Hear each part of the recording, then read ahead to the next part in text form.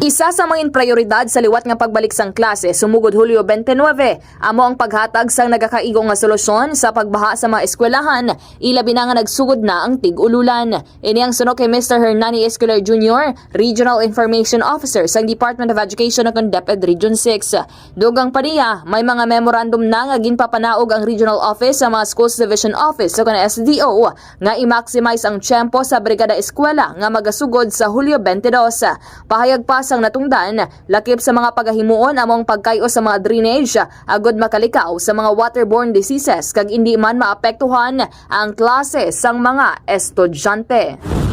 Diri sa Western Visayas, may pila na ka mga area o kun barangay nga apektado sang pagbaha bisan malipot pa ang tiyempo sang pag-ulan.